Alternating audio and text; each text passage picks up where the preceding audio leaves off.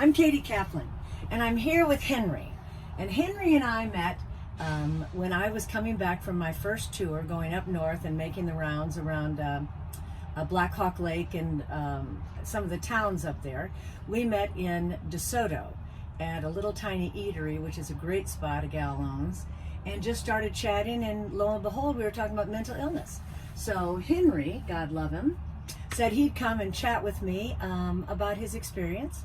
Henry has been in the service, and I asked him to tell me a little bit about why he chose to go to the service, and then to give us a little background about his experience and what he brought home, and what kind of support he needed to be where he is today, and that's independent and working and persevering. So, Henry. Hi. Just glad to be here. So first we'll get into, I joined the Marine Corps in 2001 when 9/11 happened.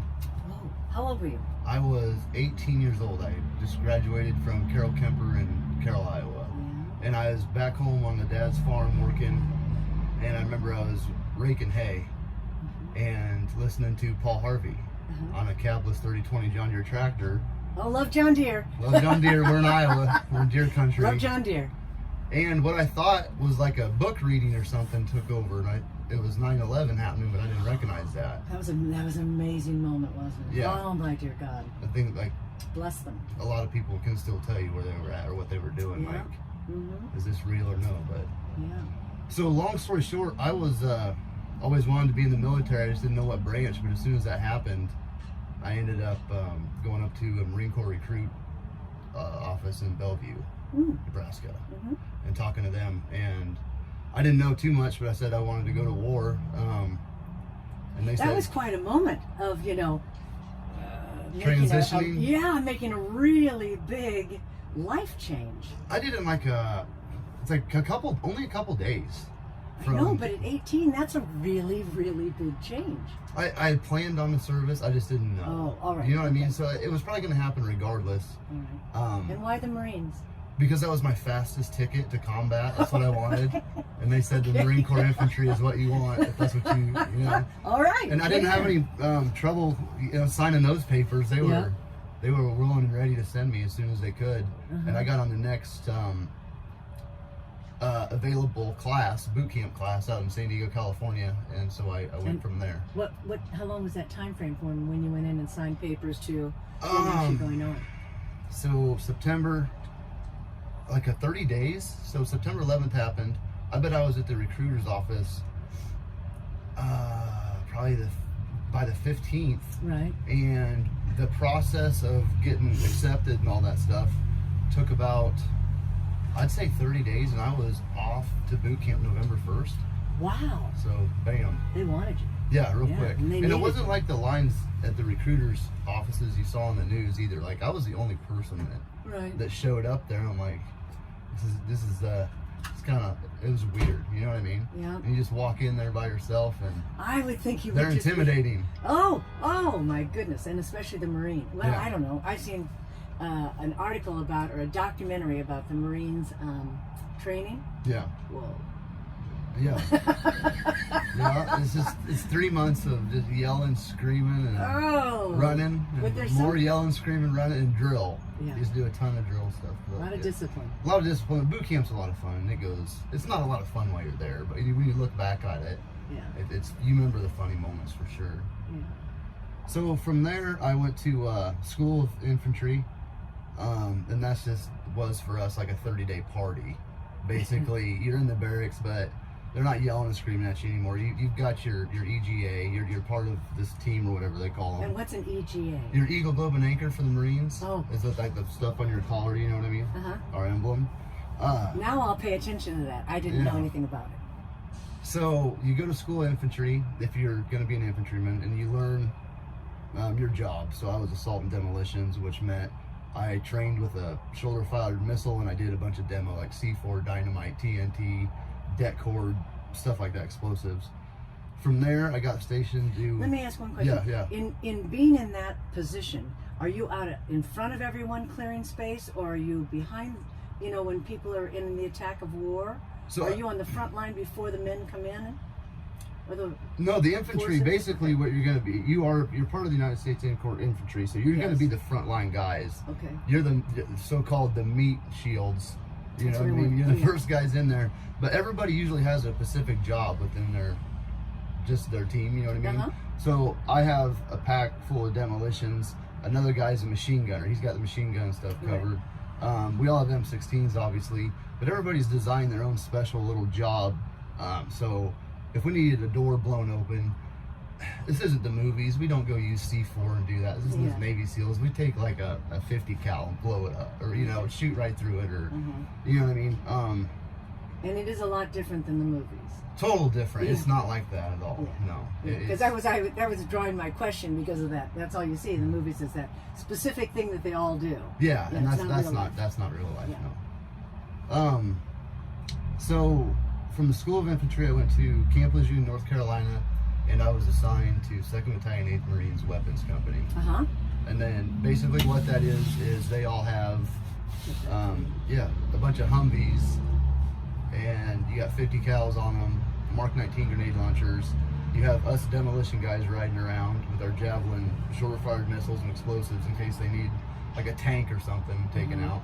And the whole time I was in Iraq and Afghanistan, we never shot one Javelin fired missile at a tank because helicopters come in way before and blow all that up. We have them in case you need them. You might shoot a truck with it, you know what I mean? But as far as being efficient and you using them a lot, you don't. It's just such a misnomer because you always think that that's the first thing that goes. You Yeah. mean shooting, Yeah. not the helicopters or air. Well, they come in and soften that target the best they possibly can Yeah. before sending in any ground troops. I mean, they want to dust that thing, but the bad thing is you can't get scumbags with weapons that well. You can take out, bigger targets. Maybe you can get a building leveled, awesome. You can take out, tanks and vehicles and maybe fighting positions. But as far as eliminating, the ground troops with small arms, it's kind of hard. You still got to comb through it with bodies, with that being us. And even when your brotherhood must be pretty important at that time with the other ones that were on your team. It's extremely important, but it's built though through, you might be through boot camp, you kind of get a little taste of brotherhood, and then through SOI, then you'll What's maybe SOI? School of Infantry. Okay. Through the School of Infantry, you'll get a little more brotherhood build up there. And then, but once you get assigned to your permanent duty station to where you're going to be for a couple of years, you're going to be with that group of guys for at least in general like 2 years. That's when it starts really building, and then you go through a lot of hard training together. They call it shared suffering. They're trying to make your life hell, so y'all got to bond together and get through it. Thank So God you come out with a smile. yeah, and you gotta. Well, you suck it up and get through it. It's not as bad as what you think, but if you're not used to it, it's just shocking to the system. You know what I mean? Yeah. And that's anything in life. If you get hit by a tidal wave of a bunch of shit goes wrong and it hasn't happened to you in a long time, it's harder to deal with. I can't imagine. So after that, you go to your like I said, your permanent duty station, and you get assigned. So we went to the invasion of Iraq. I was with them. We were in Kuwait for like a month. And what happens in that, when you're traveling on your way? Are you being schooled at that time? Are you already schooled? You're set to think about a plan that's going to happen once you land? Okay. What is that? Well, we traveled over on the USS Saipan, which was a naval aircraft destroyer. I don't want to call it an aircraft carrier because it is, but it's a smaller one. Yeah, my brother was in the Navy. Okay, and this one we were on for like 45 days going over to Kuwait, and then they parked it, or whatever you want to call it, the ship outside Kuwait, and we got on helicopters, flew into Kuwait, set up what we call Tent City, and there we offloaded all our Humvees, which had to be flown in, and for 30 days we started doing operations and training operations in the desert. Oh, I see. All prior to the invasion. So we were on the ground for 30-some days at least, doing training ops and getting acclimated to that shitty sand. Sandstorms are a deal too. That's something you can't, unless you've been in one, you don't know, because it's like a tornado of sand, just constant. It's a shutdown. You can't see anything. And plus, just being able to have your footing in it must be really different. It's different because you're just not used to it. Yeah. All the times, but you get used to it real fast. It's hot, and then at nighttime it's cold. the temperature drop and rise is pretty crazy. So we were there for 30 days, and then at midnight, I think it was, I'm not too far off, March 23rd, I think, is when we invaded that place. We all took off, and then it was 6 months there, and then after that. And in that 6 months, do you ever meet others and join in a camp, or are you only together for 6 months? Okay. Just your in team. the invasion, it's different because there is no camp set up yet. Okay. We're going to take over this country, so later on we can set up camps, and they can do that behind us as we progress, through and clear areas and try and get rid of said bad guys. You know what I mean? Yeah. It must be pretty taxing though, to always be on the you're always on the fly, and you're trying to coordinate with other battalions and stay online. You know what I mean? So we're all kind of working together. You can't get too far up. You can't get too far back. Everybody's got to be kind of coordinated. But that's easier said than done. You're talking about thousands of human beings and different operations happening all the different time. And certain things have to happen right for this to happen right. And if that goes bad, this can go bad. And even if you have different positions on your team, are you all trained in that tactical? Yeah. This is how it has to flow. Yeah. Yep. Absolutely. Yeah. You spend months. That must have been fascinating to do that. To learn that. Well, yeah, and then it's also fascinating to watch it all go to shit in war when the real game's on. Yeah. Because it does. Murphy's Law is real. What can go wrong will. And it's you talk to anybody that's been in, pretty heavy combat, it's not what you think. And everything doesn't go like it does when you're back home training or this and that and the other. You know so what many I mean? variables. You got to rely on everybody doing the right thing at the right time just to have a chance to survive half the time. And you have a breakdown, especially a human breakdown. I've seen people crawl underneath Humvees during firefights that claim to be some tough son of a bitch, and then you look around and the shit's going down and they're the first ones falling apart or hovering behind in a hole. You know what I mean? And then how does that affect the rest of you? Or do you just persevere and you keep going? You talk about it later on at night for sure. What a bitch, you know what I mean? And then you get through it, and maybe the next time they don't do that, or I don't know. I think it's hard. It's somebody you still you're with. Yeah. You don't want to beat them up too hard. It's frickin' war. Yeah, and you got to carry them. I mean, that's part of it, I would think. Yeah. But I don't understand that. But it's part of it, I would think. Yeah, I suppose it is. It's nothing you want to be a part of, but it's something. It's like one of those things. You can't train for that because you don't think it's going to happen. You know what I mean? Especially when it's that guy that's running his mouth all the time on the firing range, and he's the baddest at this and that. But then when the first time metal hits metal and the shit goes fucking wild, he's crawling underneath the Humvee. Yeah. You know what I mean? So you won't look at them the same. But if they outrank you, it's just like whatever. Yeah. You still got it on them, and they know that too. Yeah. So sure. But yeah, stuff like that is a good example of the things you can't train for. You just have to adapt on the fly and deal with it. Even if they're somebody that's supposed to be a leader to you, a superior. You know what I mean? Right. And that'll happen. I think it's been happening since day one, since combat's ever started. And in all aspects of life, that people are going to not follow through for whatever reason. When it gets hard, right? Yep. That's just maybe the most raw example of when it gets hard is when death's flying at you. But like you said, in anything, you'll see people buckle. Yeah. When the and that's a pressure good hits. term, to buckle. Yeah. I'm not saying you totally gave up, but you sure as hell didn't pull through either. You know what I mean? There's probably a fine line. And I can't imagine what that would be like for an individual to pick up the pieces knowing that he's not going home or she's not going home. You know what? I got to do the same thing in an hour, or I've got to do the same thing or expect it tomorrow or tonight. Oh yeah, just I over can't and imagine. over. It's not God love him. as bad as one thinks because you got to rely on that brotherhood. You're with these dudes and you're all going through it together. And it's not, you don't even have enough time to reflect on it because there's always shit going on. It's noisy. I mean, I think the first time we slept, we went during the invasion 4 days without sleeping. Because there is no sleeping. It's just constant back and forth because we're trying to advance and get to these bridges. Are you even aware of time at that point? No. Not. I mean, there's day and night, and you're in and out of it. I'd say by day 2, you're damn near zombie mode. By day 4, you're borderline dangerous to yourself and everybody else. Okay. But that's just war. That, I mean, there is no freaking law or rules. Like, you gotta do what you gotta do. Yeah. And there's times you try and pass out for 20 minutes here and there, if you're allowed. You know what I mean? Like, hey, there might be 4 of you. Your section leader comes and says, you 4 go to the Humvee and pass out. You got an hour. We'll come back and switch out. You know what I mean? Stuff like that. But you just got to do it when you can. How to do it on the dime. Yeah, and you're just eating when you can. You know, I mean, it's just full throttle. Yeah. But then it stops, and you might sit there and wait forever because you're waiting for somebody else to get in position to do something else, whatever it may be. You know what I mean? Most of the time, on the lower level, you don't know shit. You do what you're told to do, right? You wait for shit to go down and you react to it. That's kind of like life. Sometimes you don't necessarily know what the hell's going to happen, but hopefully you're ready for it and you can react. That's about it. You know, that's kind of what war is. Yeah, you can plan so much, but you got to plan contingency plans for A, B, and C. Okay, well, what happens if that doesn't work? Well, at least have a couple different things, options that everybody's aware of. Okay, what happens if it doesn't work? Everybody knows we're going to B. We don't have to stand around and argue and think about it. You already know. Yeah. And then there goes to C. And that's that Marines. Refreshing. Marines, we're not smart enough to really get fucking past B. So we hope it goes to B, because by C, most people have forgotten what that was anyways. You know?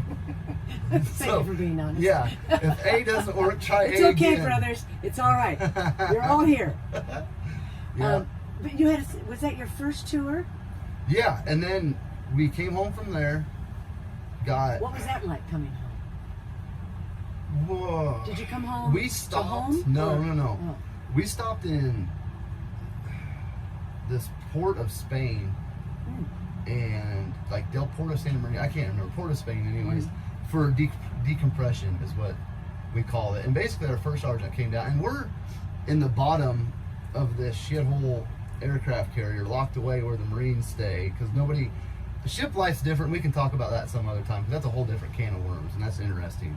But you're in the bottom of this tin can, and you've just gone through 6 months of pretty intense stuff. Right. They can't just bring you home and be like, let you loose like a bunch of wild animals, because that's what you are. You're not the same person overseas and at war with your buddies. When the intensity's up to 10, and they train you, and the Marine Corps F's with you so much, and I'll admit that, just to turn you into a wild goddamn animal. And when war hits, that's release the hounds, literally. Well, after that happens, you got to dial these things back. You just can't draw them right off of a hunt, you know what I mean? And then be like, oh, here's your puppies back. Now go give hearts and hugs. That doesn't work. You know, they've still got blood on their lips a little bit. So we got to decompress these things. That's basically how our first sergeant put it for. So we're going to stop in Spain and let you off the boat so you guys can go party at a responsible level, which doesn't happen after war and wars. It doesn't. I wouldn't imagine it. But did they put you through some kind of a formal training or like talk about your feelings class after war? No, we didn't get to sit around and drink coffee on the flight deck and talk about how we felt. No. Would that have been? I doubt it. Would that have softened you too much? No, I don't think it would have worked. I think everybody would have called bullshit. Be like, because you're dealing with a different group of people. You know what I mean? Like, these guys are a bunch of, should be 80% of them goddamn killers. You know, and they've trained half the people want to do this stuff. You know what I mean? Yeah, I'm just going to shut this. There's so many trucks. I know, but it's just, you know, you get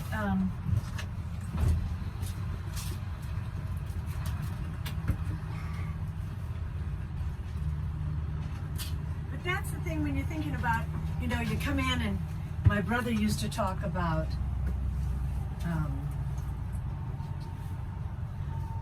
when they'd get off in the Philippines or in Japan or wherever it was like, you know, Katie bar the door. Yeah, it's on. There was never any time of talking about, you know, what they went through on the ship or in war or any of that. We were on the ship, I don't remember how long. I know the first time leaving to go to war or Kuwait or whatever was 45 days. Now, I can't remember once we got back on and we stopped in Spain. I still feel like it took us a month to get home. I think they wanted us like 30 days. And I think there was some classes maybe offered. Yeah. I don't know if it was maybe it was mandatory. I don't remember going to them. Yeah. I do remember after Afghanistan we had them, like in the base theater at Camp Lejeune. We had to go and watch the Hug Me videos and everything's gonna be okay. What was that like? Were you dazed, or you're not into it because you're calling bullshit because you've never experienced the feelings that are coming later on in life that they're trying to talk to you about. You don't know those feelings. You're standing there or sitting on the base theater with all your buddies because you're 18, 19 years old, thinking about when the hell can we get out of here so we can go get some beer and chase some pussy. That's exactly what's going on. Yeah. Let's not lie. Yeah. That's black and white, It's baby. black and white. It is the truth. It's true. I can only imagine. And the instructors are older, you know, some of them 20s, 30s by then, late 20s, you know, they've been down the road. They're like, you ain't going to listen, boys, but you need to listen, you know, and I wish I would have. But you're just surrounded by all your maniac buddies, and you're trained to feel and act like you're invincible as a team.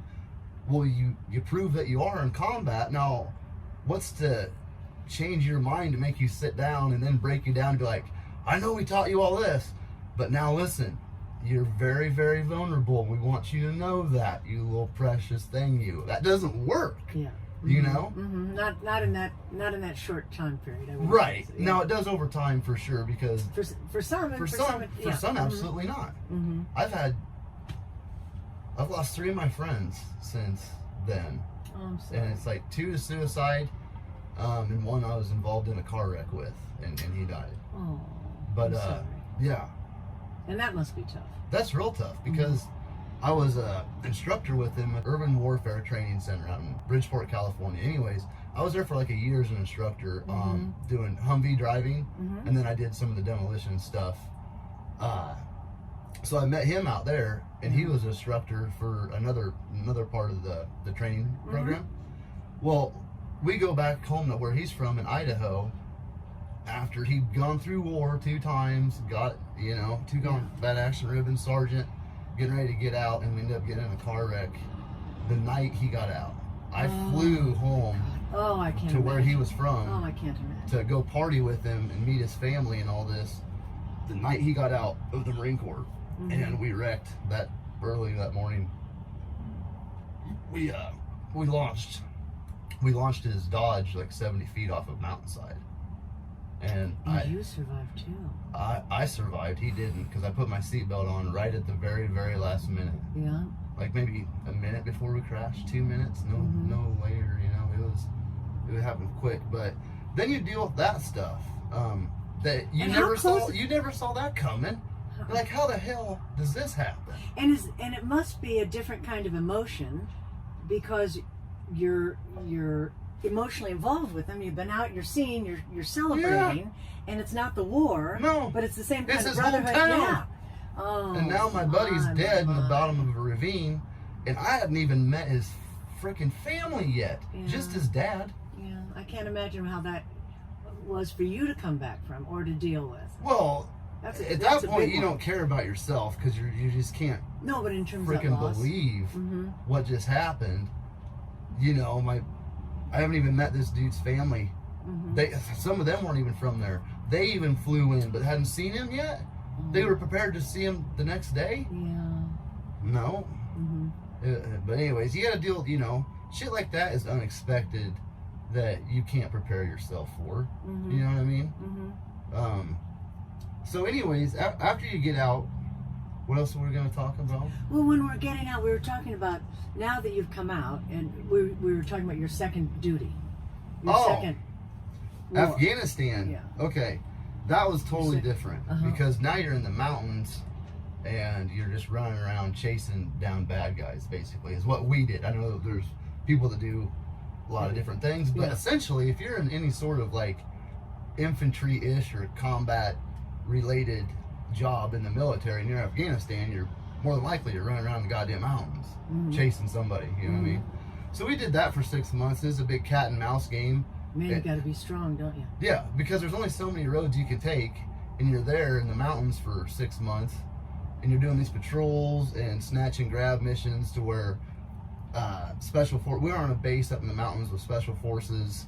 They would go do patrols during the daytime. Sometimes we'd be security for them, sometimes we wouldn't. Sometimes they'd have their own. But what they would do is essentially go out to all these different little villages around our bases and do hug and kisses tour, where they go out, they talk to the village, they try and give medical attention to anybody that needs it. They offer medicine, they offer food, this, that, and the other, and then they try and get information like, hey, by the way, we heard there's a bad guy running around here. Where's his, any whereabouts? Sometimes they'd get some information, sometimes it was bad information. Like there was a couple times we know we got set up. You know what I mean? Then sometimes you'd get them, did the right, the location and the information would match up, and you go snatch these people. And if sometimes they knew they were coming, you wouldn't get them the easiest, but you'd get them. And a lot of times you'd go and there wouldn't be shit there. But then sometimes you'd get ambushed on your way there, and you're like, well, that was bullshit. You know what I mean? So Afghanistan was pretty wild, totally different. And when I started writing my book about the experiences and all that, I go into more detail because it's just a total different way of fighting than it was in Iraq. Iraq was in the city, urban, basically all the time.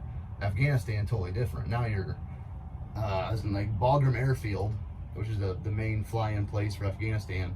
And then from there we got on Apaches and they flew us up to these forward operating bases. And that's where we'd stay up in the mountains on these little tiny bases that are vulnerable as hell. We'd get mortar attacked all the time, but they were terrible. They weren't very good at it. And fortunately, they weren't very good. Yeah, thank God. Yeah. We only had like maybe 2 the whole time make it into our base, and they both hit our volleyball pit.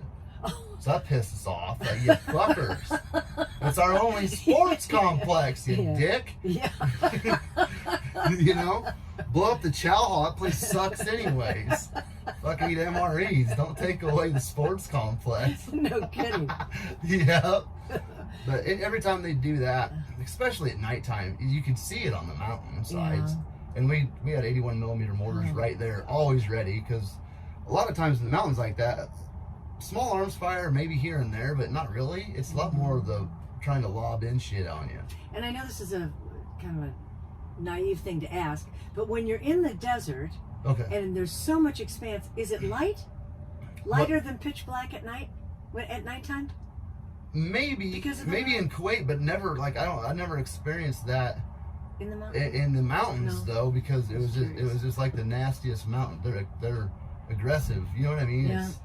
I don't know. That doesn't have a goddamn thing to do with sunlight, but I don't know why. No, but not sunlight. I was talking about moonlight in terms of when the moon. I think so. The sky is more clear because it's not polluted like it over here, like the big cities here. Yeah, I'd say the sky is definitely more clear up there. Because if you're spending that time and being able to see differently, you can see better for sure. I just never really thought about it that much. Yeah. So when you came home, and that anticipation of coming home, some seem to have had such a difficult time. I think it was. Okay, go ahead. Yeah. Persevered and been able to find the right track for themselves and continue to get help or find something or struggle. How was that for you? I thought it was great, and I think I've talked to a lot of men and women that have come home, and the first 6 months, you're basically playing the hero card. We were treated better than people from Vietnam. We didn't have to go through that, and I feel bad that people had to do that shit. Yeah. I'm friends and golf with a couple of Vietnam buddies of mine, and I feel terrible that people would treat them that way, because half the time those guys didn't want to do what they were doing either. But you got to survive. You know what I mean? I mean, you just got to do what you got to do to hopefully come home. Yeah. But then if you do make it, then you're treated like shit.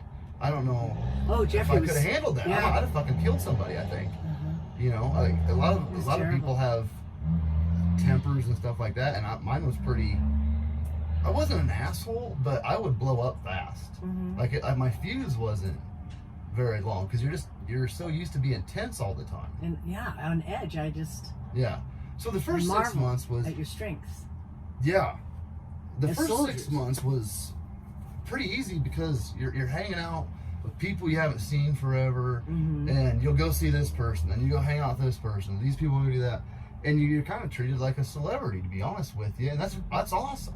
But then you're slowly losing the feeling of togetherness and solidarity of your brothers and your brotherhood, you're kind of losing it without knowing it, because you've taken it over with your friends and your family at home and other people. So you're filling that void of brotherhood in a support system.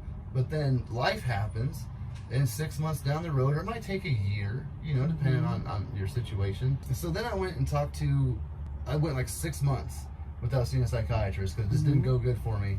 And I tried it again, still didn't work. And then finally, this is how life works. Finally, like a year later, I went back and I met this Dr. Williams. And she was at the VA, or at the VA. She's an African American lady that had just transferred from a different hospital, from a VA, but she was almost done with her time for the VA. So I only got to see her like 2 times. And she was hands down the best person that I've ever since talked to. And I only got to meet with her for 2 times, but she talked to me like a normal person. We didn't have a pen and paper in our hand. She wasn't trying to push me and ask me, why do you think? Because the first couple times I went there, you could tell these kids were young that were doing it. They weren't nothing but 25, 26 years old either, probably. Had any experience. None. No, they're just they want to be a psychiatrist, so they're interning at the VA. You know what I mean? They have nothing in common with me. I don't have anything in common with them. Or war. Or we're supposed to sit down at the age of, they're probably 26, I'm 24, and we're gonna hash all this out. I don't think so. No. It's true. It's just not gonna happen. You know what I mean? And I guarantee there's a million young vets and women, you know, men and women that just walk into an office or something like that. It's like, in the first 5 seconds, it's over with before they sit down. Your mind's made up like, hell no. And there's so many times, I get it. There are lots of conversations about that. But the best I ever found from coming home and trying to get at least back on track is find a hobby. For me, it was golf and writing. Once I started writing, yep, that opened up a can of worms to get better that I didn't realize was out there. Because it does force you, like when you were getting back to, you gotta have the confidence just to say F it and just put everything on the table. If you ever want to get better at anything, you can't be having the guards up and make an excuse for this or that. Like, if you want a change mentally, throw everything on the table, and like, you can pick through and be like, that's a huge problem, and that's a huge problem. Let's fix those 2, or fix one. Attack it one at a time. But you knew all that yourself. You had the blessing to know that all yourself, to be able to say, okay, now listen, I got to put the big picture out here, and here are my 2 huge problems. Oh, through fail. Oh, okay, okay. Over and over again. Life taught me that. I didn't have that in my arsenal at first. I was just stumbling through, taking shots and swings at the dark because I was miserable. I didn't care. You know, I wanted to get better one way or another, and I didn't want to end up drinking myself to death or shooting myself or pilling it up like some people do, or there's a million different things you can do, you know what I mean? But I just kept going, and every time I would go in and talk to somebody a little bit, even though if I'd failed and I couldn't get it out, I might have got one more thing out that time than I had done prior. And you keep doing that after a while, especially with yourself too. And there's a lot of common sense in that. You know, and having a background in farming, I think that there's a real advantage. And I'm not making a statement about, you know, farmers are stronger than city folk or whatever, but there is something about that, even in my perspective, for being able to persevere with my 2 children in schizophrenia. Sure. You know, that you just got to have some real gut strength. Yeah, well, you don't even know you have, and it just keeps. It gets better like 1% at a time. Everybody wants huge improvements. I just want to feel better. Well, damn, son. So does everybody else. You know what I mean? But it's those people that you see doing little shit every day or every week, just here and there, and next thing you know, a month will go by, a year will go by, and be like, I'm better. And you didn't see yourself getting better, but you did, because it just meant you can will your way into a better situation. But it takes a lot of work. And like I said, you got to be able to go talk to other people that might have some knowledge to pull you through, because you don't have it. Right. So how did Mother and Dad play? Did they get it? Was your dad in the service at all? No, no. my grandfathers were. My dad was at the age where he was too young for Vietnam, stuff like that, so he was never in the service. When I came back, because they've always been real supportive, real cool. Mm-hmm. Both my parents are awesome. They divorced when I was like 2, but I've always got along great with both my parents. You know what I mean? Like, I don't have that, oh, my dad did this, or my mom, or my parents suck, you know what I mean? So I'm gonna suck too, and that's just how life is. No. My parents are great, and that's probably that helps too. Yeah. You just luck out, because who you're around is gonna I don't know how. Eventually, that's who you're gonna become. You know what I mean? Yeah. The people you're around are the people you're gonna be. Yeah.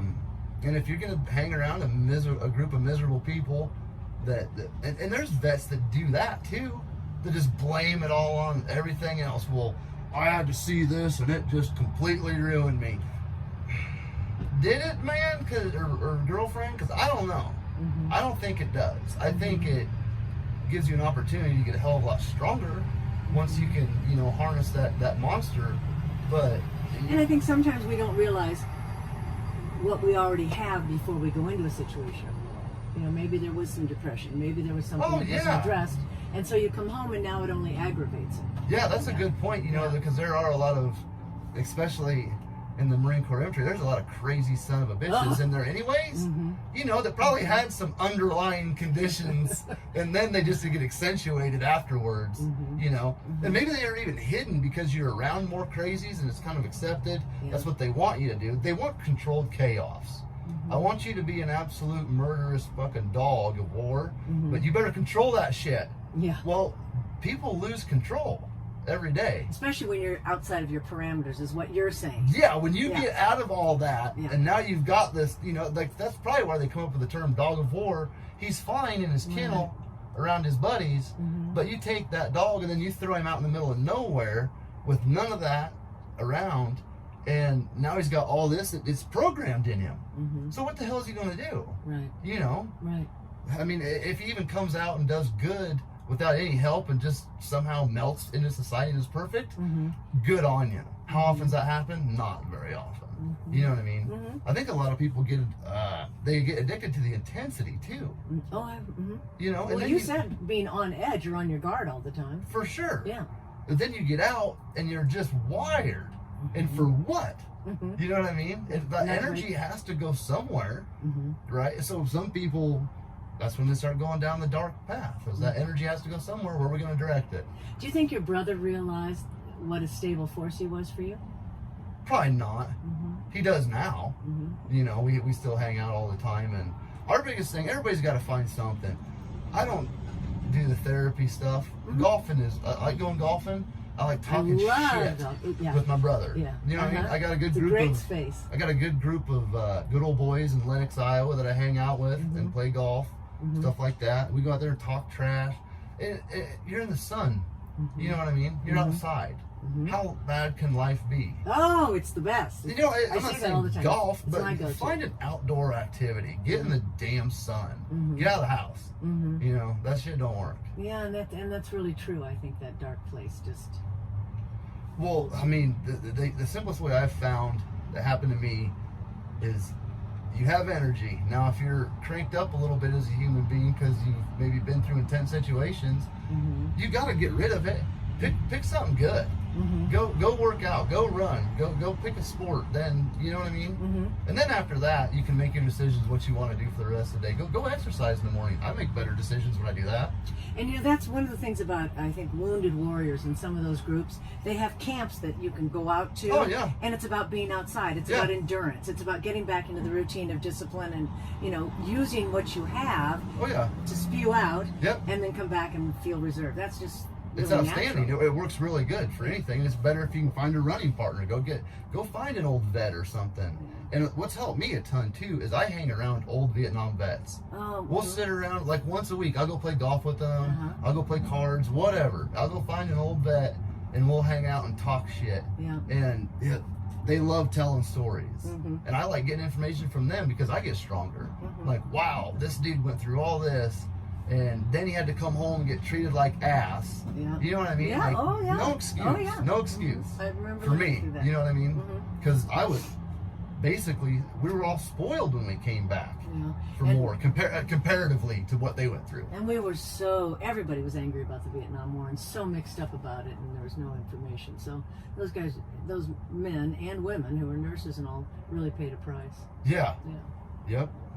Well, now, I'm really appreciative for your coming and chatting with me and talking about, your sibling, because I think even in my situation with my twins, Ellen Kate was somewhat left behind because schizophrenia just completely took over the house for myself as well.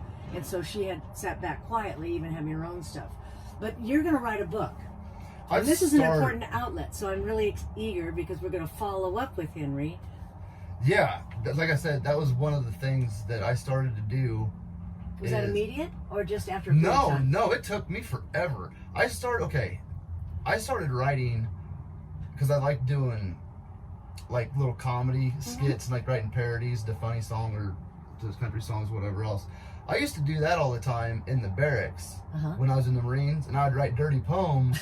And at nighttime, my corporal or sergeant would make me read them to crack everybody up. I was pretty good, pretty talented at that. Well, I'd given up on writing or just kind of quit doing it because I fell into that goddamn dark hole, And so you just, all your creativeness goes away. It does. And isn't that mind blowing? It just goes.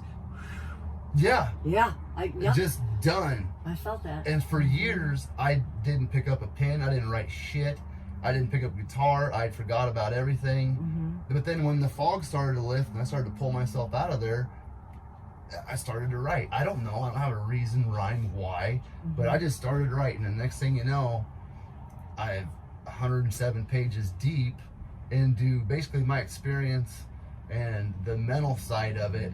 And some of the shit that I have done prior, like since getting out until now, has been a roller coaster of events for sure. Yeah. And it kind of explains how failing time and time again, if you just keep one eye open, you're gonna learn a little bit. You're not gonna be Einstein or figure shit out, in a day, a year, 2 years. Yeah. But if you just keep one eye open when you're trying to get through the bullshit, you're gonna pick up things. Yeah. And I just started writing it down. Like, I had this experience. It was effing terrible because of I did this. It didn't work because of this. And there's tons of stuff in there I write about. But I'd like to have it finished in like a year. So like I said, I'm 107 pages. I'd like to get around 200 and get some more stuff in there. And have somebody edit it and do that? Yeah, all that stuff. But I guess another thing is I don't really care about that as much as I do. You got to find something, a hobby. You have to find something to pass time with, and like I said, devote your energy to instead of negative shit.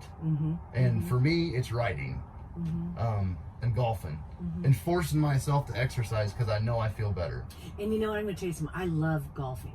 Yeah. You meet, and you meet nice people, and it's time to be outdoors, and you can walk.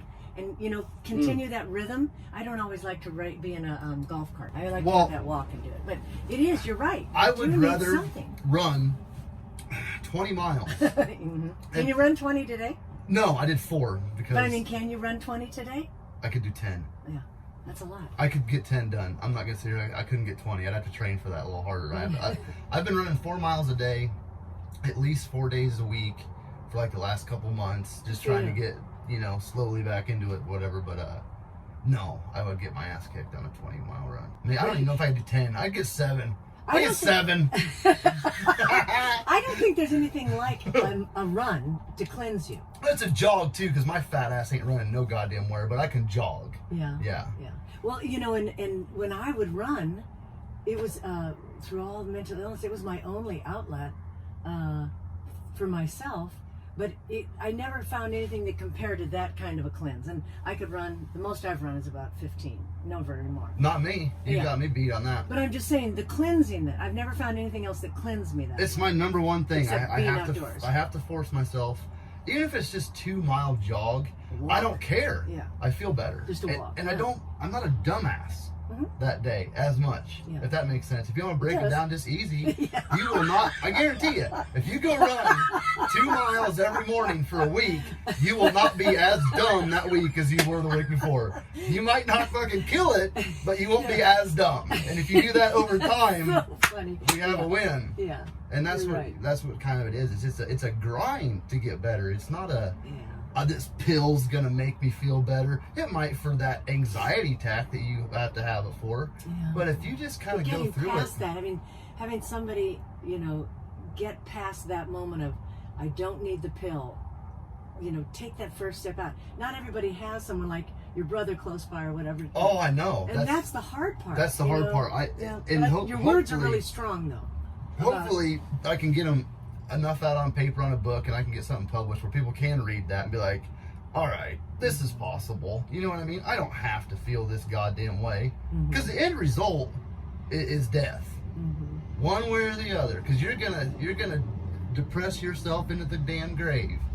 So either get better now or get better later when you finally die. Yeah. And that's hardcore to say that, but I don't know. There is no easy way.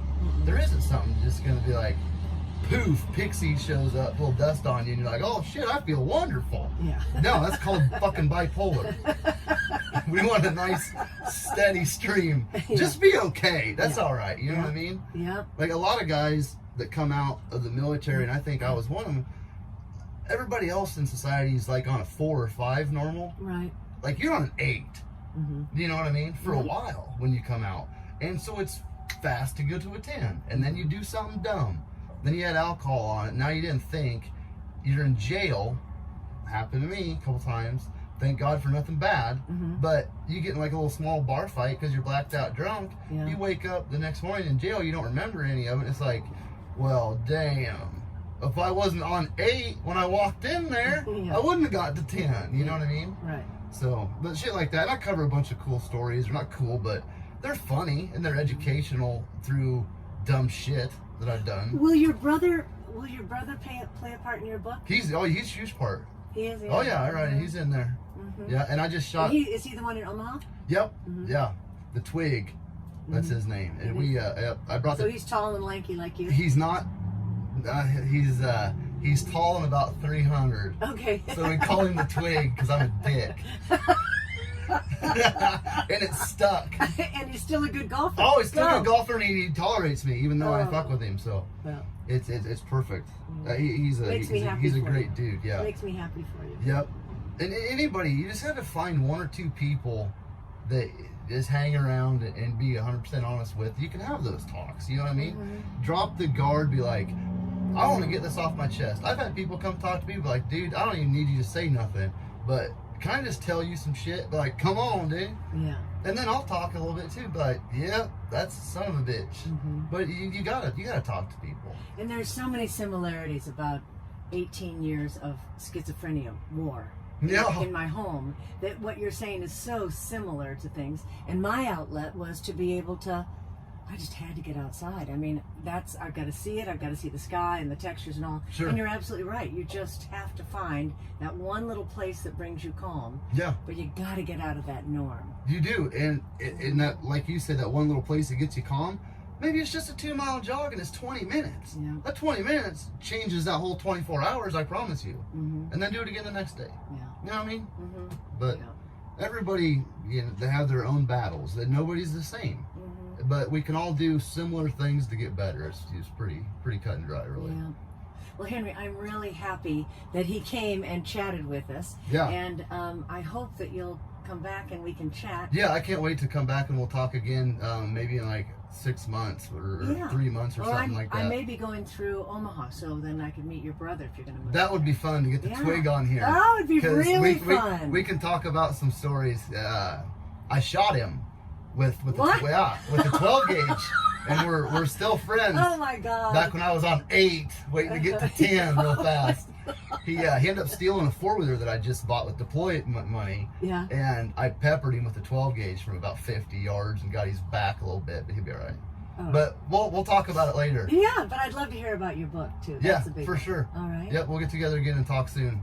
Well, I'm Katie Kaplan, and I have just had a wonderful, wonderful conversation with Henry, and I'm really glad we met. We both said it was just like meant to be, because we just had so much to say to each other and share. And you know what? It's important, and I think that Henry's being here even says that from not just my perspective as a mother of twins with schizophrenia, but to our community. We need our community. We need to hear from you. I want to be that. I am that in-between person from you being wanting to get into your psychiatrist or your therapist and you can't. Well, I'm right here for you. Henry has allowed us to see how easy it is that we can just enjoy each other and open up in a conversation, because there is so much that's relative. So I thank you for being a part of it, and please, if you have or want to share, please don't hesitate to contact us. And if you have any questions for Henry, as a vet's wife or coming back, is that okay if they contact you through me? They should totally. Yeah. That'd be really great. I can't wait for the questions. Yeah, and that I'll would be answer great. them honestly. Okay, thank you, Oodles. I'm Katie Kaplan. Hey, just don't tell any vets' wives to get a hold of me, because I don't want any trouble. I do. I don't care. Yeah. All right. All right. Anyway, thank you. I'm Katie Kaplan. See I'm you Henry. on the road. Bye.